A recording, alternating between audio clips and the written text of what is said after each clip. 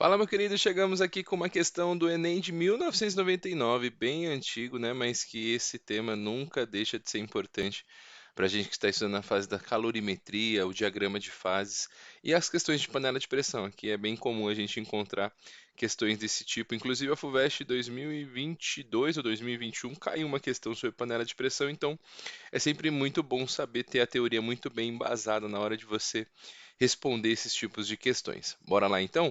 Vem comigo aqui para a gente poder responder bem tranquilo e bem fácil essa questão. Se você não está inscrito aqui, se inscreve lá no canal, nos ajude também. Se esse vídeo te ajudar, deixa seu like aqui já para a gente. Então, a panela de pressão permite que os alimentos sejam cozidos em água muito mais rapidamente do que em panelas convencionais. Legal. Sua tampa possui uma borracha de vedação que não deixa o vapor escapar e, se não, a não ser através de um orifício central sobre a qual assenta o peso que controla a sua pressão, que é aquela válvula que a gente tem em cima da panela de pressão. Quando em uso, desenvolve-se a pressão elevada do seu interior e, para sua operação segura, é necessário observar a limpeza do orifício central e a existência de uma válvula de segurança normalmente situada na tampa.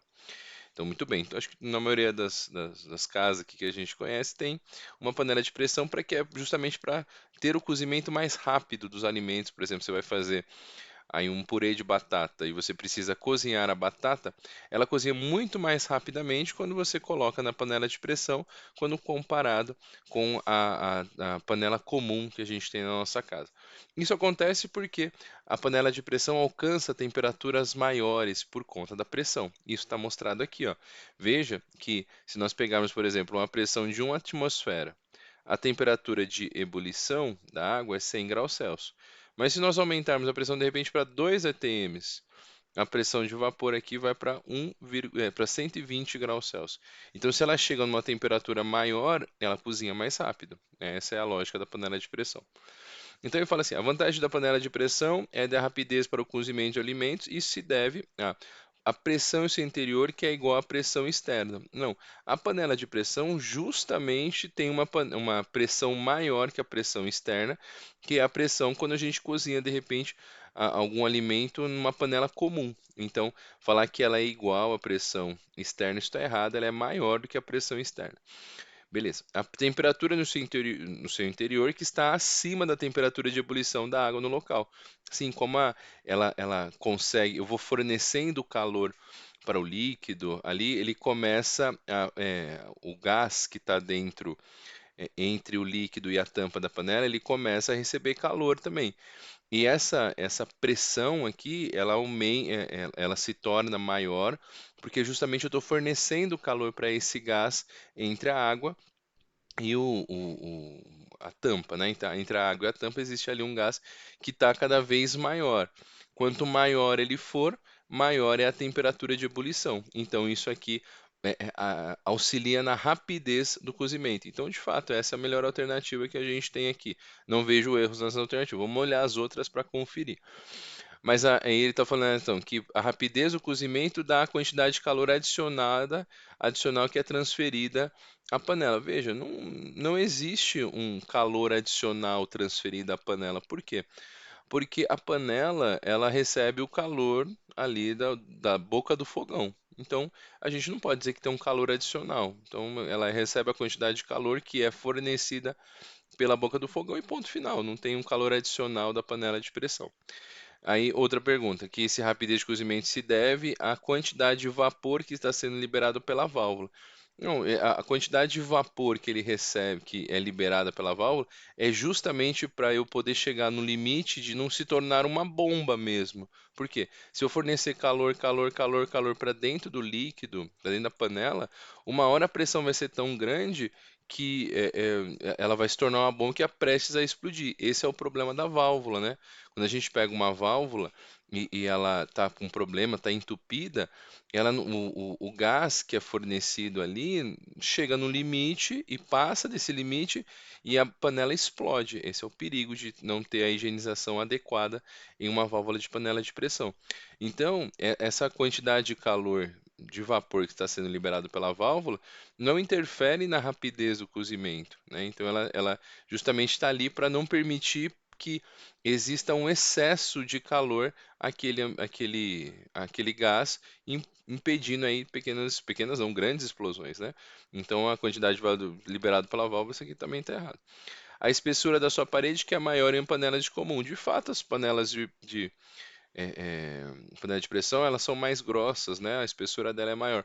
Mas isso não interfere na rapidez do cozimento. Isso não voga em relação à panela de pressão, não é isso que causa a rapidez no alimento. Então a espessura aqui está fora, então realmente chegamos na alternativa B. Nessa questão lá em 99, esse mesmo enunciado servia para essas duas questões, a 32 e a 33. E agora a gente vai resolver essa próxima também. Então, se por economia abaixarmos o fogo sobre uma panela de pressão logo que se inicia a saída de vapor pela válvula, de forma simplesmente a manter a fervura, ou seja, eu não desliguei, eu apenas mantive ele na temperatura em que ele estava, mantive a fervura, a temperatura de ebulição. O tempo de cozimento será maior porque a panela esfria. Não, não vai esfriar porque você está mantendo a fervura, tá? Será menor, pois diminui a perda de água. Então veja, o tempo de cozimento ali, eu abaixar a temperatura, isso não vai influenciar absolutamente nada, uma vez que a temperatura já foi alcançada. Ele vai manter aquela temperatura em que ele estava.